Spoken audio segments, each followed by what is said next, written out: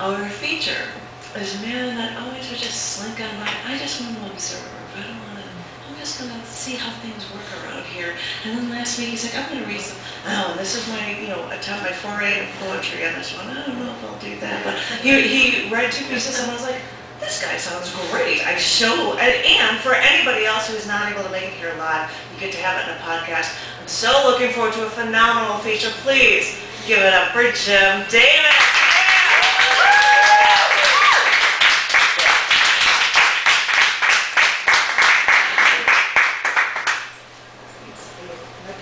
Perfect. Thank you. Hey. Hi guys. How's it going? Thanks for coming out. I'm going to jump right into it as well. The first thing I'm going to read tonight is it's probably going to be the intro, either in this form or something pretty close to a collection that I'm working on at the moment. It's called Object Permanence, and it draws directly and indirectly from the educational philosophy, all those experiments by Piaget. My education friend's not here tonight, but you can get that. Object permanence. As they pull the curtain, I can only assume the train will crash. The figure on the tracks is hopeless. This is what I choose to note on the backside of a cab service receipt one Saturday night on the beer. The difference between object permanence and abstract resonance is a stroke of paint or a bottle of expensive wine. There has to be a better way to say this. Fine, there's a puzzle spread across the table and the cliffside is unfinished. There are gaps in the rainforest and the ocean as well. This is where differences mean less. When in the context of the masses, the leader is the gap. You understand? A toy is set on tracks behind a screen and a train passes. I cannot make it more clear. I finish my drink, set on my tab, and walk the deserted streets. In the windows of the textile plant there are trees. Blue lights, white lights, small ornaments hanging from branches. I stop and stare, anxious that if I look away, the bulbs would no longer be lit. I use an entire slip of a cab receipt to record my concern. Then, the first signs of spring, calling birds. Piaget said, the current state of knowledge is a moment in history, changing just as rapidly as the state of knowledge in the past has ever changed. Pigeons assemble on the rookery ledge. Taxis have collected at the corner. I kick rocks as I walk the track, and finally, I understand. The truth of the train is its transience. The train is truth, and the figure is obscurity. I am reminded of the time a student asked from the front row of the lecture hall how object permanence influences potential. The lecturer crossed his arms, tapped his finger. I suspect, he said, pushing glasses up his nose, that emptiness is opportunity and challenge. In the way art is futile, so we tread water. Whether insignificant or lucid and exact, we lay rail. The drumming of disabled bridge propels us. 1,000 wired teeth keep pigeons on the ground, and we wonder if there is significance in the train's direction, going into the city or out, above or below ground. Anyhow, the flies have hatched with clearing weather. They tap the window with their fat, blue-black bodies. And terrified, I realize while swatting that I am the pulled curtain.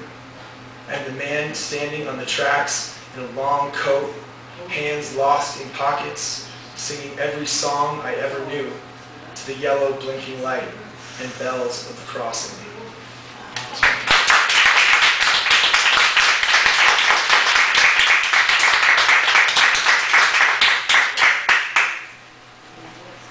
Going down. I kind of lost my voice today. Bear with me. This one's called Intuit the Spade. It's I didn't name it or realize until after I wrote it that it kind of draws from Seamus Heaney's famous poem Digging. You'll get it. Intuit the Spade. The snow whispers its ghost riding to the frozen road. Absently, I drift into another lane until I'm so far over that I've made it. Only now can I assume there were no other cars. I apologize for greeting you in a manner so terse. What I mean to say is, I apologize for being forgettable and soft. What was the word? Predictable? Even now, the youth in Nairobi and the rich in Nairobi are moving against the flow of bodies on the sidewalk. The light-skinned cement mixer pleads his case for textiles to the nation and assures the public that we can sell everything. Another way of saying everything is for sale. In 2050, they predict that Lagos will rise to a world power, 215 million strong. Can you imagine? Of course, you saw it coming all along. Once we found a dead raccoon on the road, touched by our high beams and bloated. In the back seat, a couple canoodled in a manner they believed opposite.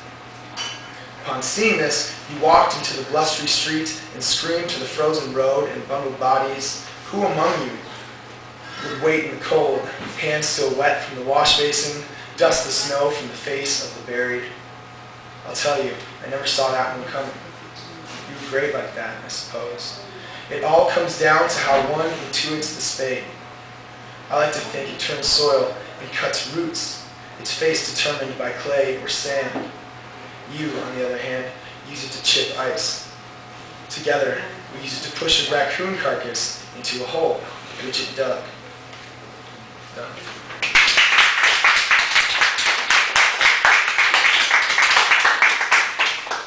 That last one was actually for someone who will go unnamed. Okay, this one, well, yeah, this one's called As Japan Real. I might need to explain just a little bit. Clearly there's been some tragedy in Japan.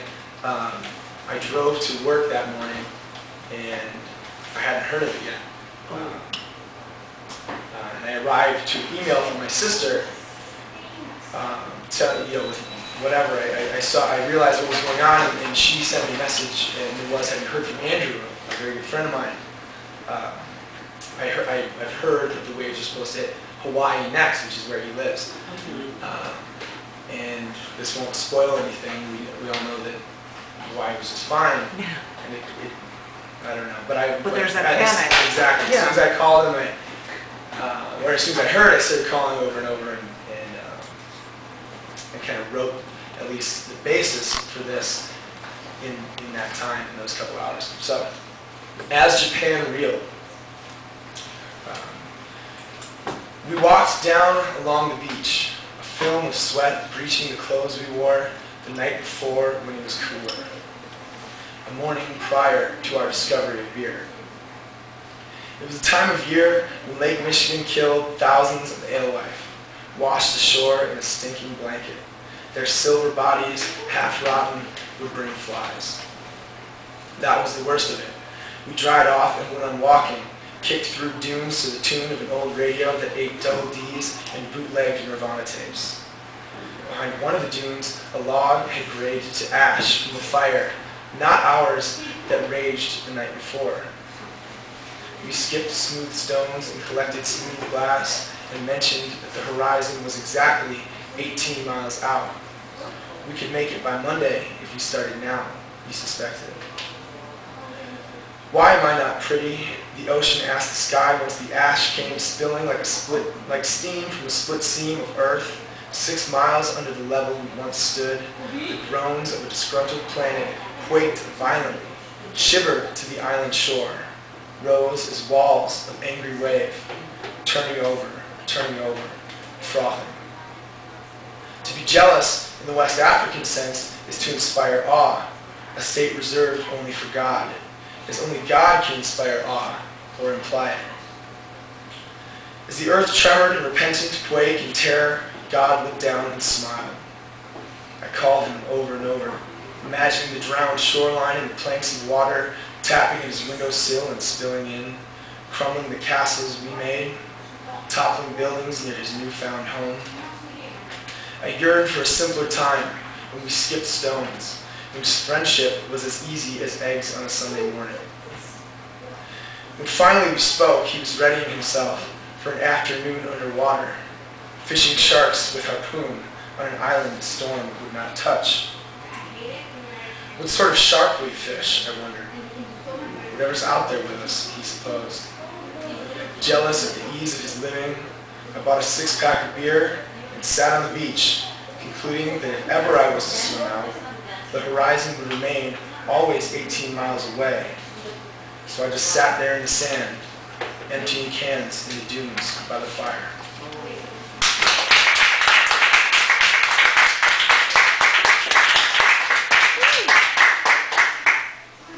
Thank you. Let's see. How much time do I have for this?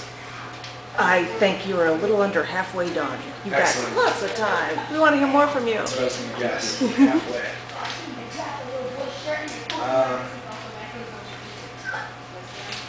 I'll keep going. I've got a lot to say. This one's called Feel and Beat Again. It's for or after Charles Bukowski. He's quite a character in this world. Fresh brewed coffee and a mouthful of bitter grounds. There's an angry cock painted on my mug and a war eagle in the den. I never allow the two to get too close and never too far away. You're missing it. There's an apple store in the cellar and a drunk on the phone. And now he's roaming the apartment with his shirt off, noting how everything is too small and his fingers are cumbersome. His only comfort exists in the familiarity of the wine glove, how it is gloved the same all winter. He wishes he could care less about his belly so he could eat and drink more, until his only options become a long stay in the Ninth Ward or pass out on the couch. Clean the pan, you're drunk already and you skipped work. We all drink too much. There's egg yolk encrusted. There's a wine glass in the sink, a small ceramic plate, and steel utensils, all so small. Bukowski claimed he was a genius. I'm smarter. What does that say? Bukowski was no genius, only an indulgent. The man was a liar. The inconsistencies of his own telling of his own biography are flawed. He's damaged. He's so flawed and damaged, he's the new John Wayne. He's a wine-drinking cowboy. He drinks bottles of beer, is swimming with cigarettes. And every time he tips his 10-gallon cap and slurs something like, feel and beat again, feel and beat again, I pick a grain of blue optimism from the evening, throw a side of beef to the ward, scrub the plates, turn the dial on the stereo, and find something to sing about.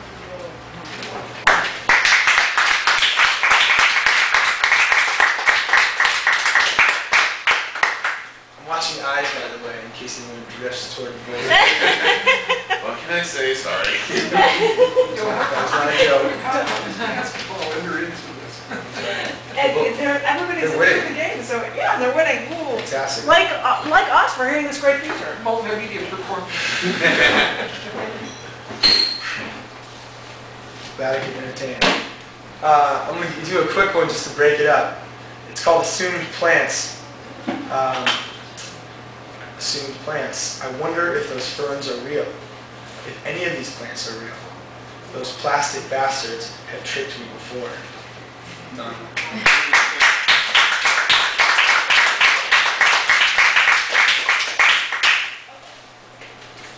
All right. Okay.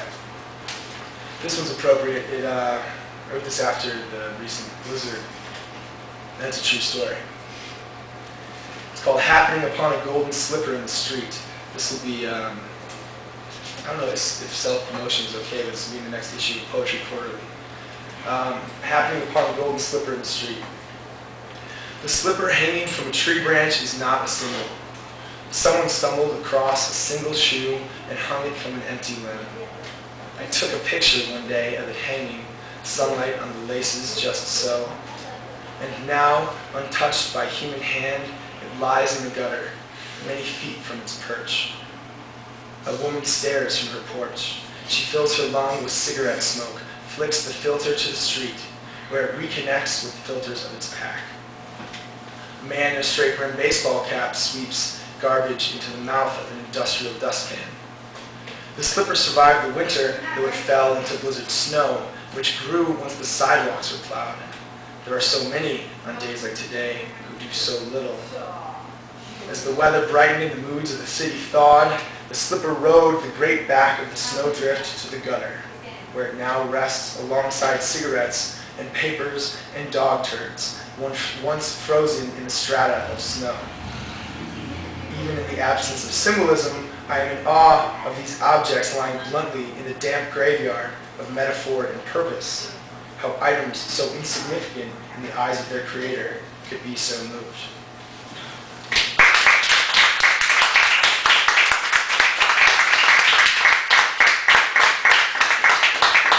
It's probably the only time we'll use dog turds. Okay. A couple more maybe short ones and then the kicker. No, I gotta read this one. We're close enough. It's called The Night the Lights Went Out in Andersonville. All but the marquee of the Philadelphia church was dark, where Jesus Saves hung above the coin laundry. The long stretch of Clark, boarded and barred, the tall window where a man with a flashlight stirred from late afternoon sleep. He pulled his head through the limp collar of a t-shirt, scratched, the yellow aim of the light bouncing from wall to wall, inspiring moths. I'm talking jugs and jugs of wine, full jugs and barrels of whiskey. I pull a cork with my teeth. After fistfuls from stemless glasses, I think about the shoes of all these strangers at the door. And where is the limp-collar factory worker or the limp-collar doorman? My nod and sip as a professorial type tells me how copy, paste, and delete have stolen many verses. The words so immediate they are lost and undeveloped. How everything is sex. The maple cabinetry, the fish tank, the collection of shoes at the door. There's a cartoon in the bathroom above the towel rack. There's a pony with a dog on its back, a rucksack over its shoulder, the bird-like head of an ice axe protruding. The dog's lips are parted. Jesus stands with folded hands, considering the dog's demand. Show me how to split the earth. One of my best friends is a phony. He's always searching for something evil. He set a saucer of hot tea on the table. He hates tea. He carved the table himself. The Colosseum is barking in the background, something of La Bella Sera. All of this, the way I see it, is panning the vineyard for gold. I cannot sit alone in the pool hall. I don't smoke cigarettes, now what? I used to pitch coins on the monument steps, now I'm broke. I say this only because in my core, I believe that if the lights went out for good, all I need is bread and honey and cold beer, pen and paper. I use the light above the coin laundry to read. Oh.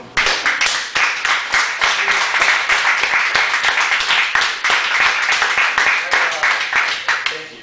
I feel like I'm reading the word beer over and over. This is not Beer! portraying my lifestyle. Sorry. That's right. All right.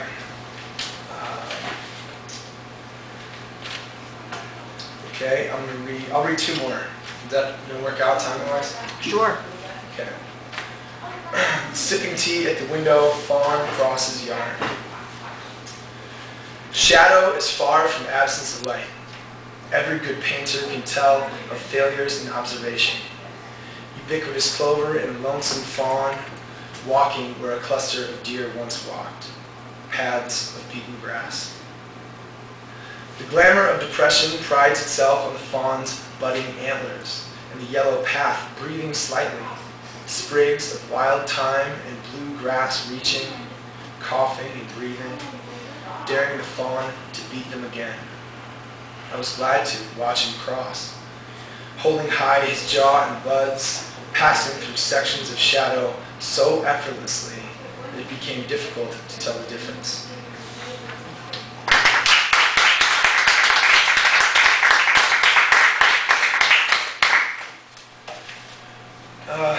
This will be the last one, I think. Clearly there's not a lot of organization and delivery of these. I'm not completely serious about that, kind of. And I was thinking how to conclude it, and my favorite poet, probably, or at least my current favorite, is Stephen Dunn. So I came across a line in his most recent collection, Different Hours. I took from him maybe what I would consider advice on how to end something like this, and it was just make it simple and sad. So it won't be that sad. It'll be pretty simple though. Here it's called Accuracy. Accuracy. On the first day of the year that could be called summer, I say to the poet in the armchair, put down that pad and get accurate. Take a look at the dandelion heads peeking over the wall of tall grass, the beaten path where deer cross the lawn, where coyotes follow in gray coats hung from thin winter frames, noses in the dirt. The blue ground cover weeds my father would not recognize as weeds, a term he believes can be applied to any plant poking up where it does not belong. There's a thin line here. By this definition, a weed could be a mere nuisance or baleful disease. As a boy playing soccer near the lake, I was distracted by the coach's wife, by her low-cut top and barely hidden breasts, a preoccupation that my 9-year-old mind could not fully realize. More frequently, I was distracted by a patch of dry dirt where I could write my name or draw a face, even more so by dandelions peeking over the grass. Determined by season, I would speak in rhyme and pop off baby heads with my thumb, or, deeper in the playoffs, blow hard through the ghostly cluster of white seeds, further advancing the flower. My coach saw more as a weed, the disease of his roving defense, the prime distraction for his third or fourth best defenseman, me, whose only strength was lace-kicking the ball to the far end of the parking lot. A freckle or vagrant hair, by my father's definition, is the same thing. As much a weed as a distracted defenseman, or the malignant growths that have already claimed ownership over so many we have mutually loved. His father, my grandfather, the doctor, had a raccoon in the attic, a skunk in the cellar, and a room of boxes filled with medical journals from the 1920s. This man who would come home from a long day at the hospital, where he had seen many people die himself, would pour something brown and strong over ice, and physically reprimand my father for anything bad he had done during the day. He was not an evil man. This was standard going in the mid-50s. It was not out of place, therefore not frowned upon. In the 1850s, the dandelion seed spread across Galesburg, Illinois, after Olmsted Ferris, fresh off the train from the coast, where he was fresh off a boat from England, brought a bouquet of yellow blooms to his sweetheart. The rest is history. In my grandfather's final days, he would turn over with a handheld mirror to monitor and catalog its infection. In a small, dim hospital bed in Evanston, my father held the hand of his father for months on end. And on the first day of what was indeed summer, the point I was hoping to make to the poet in the armchair was that accuracy is all around us.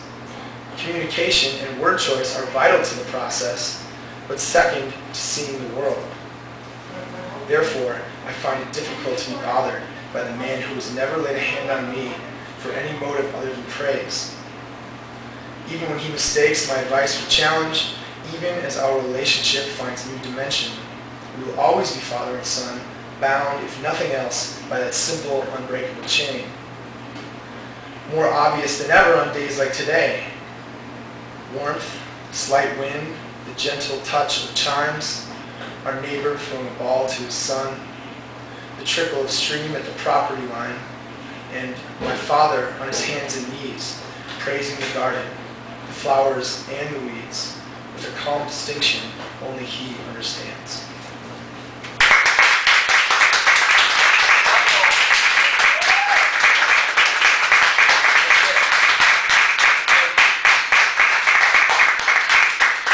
Ladies and gentlemen, I don't think that was loud enough. Give it up one more time.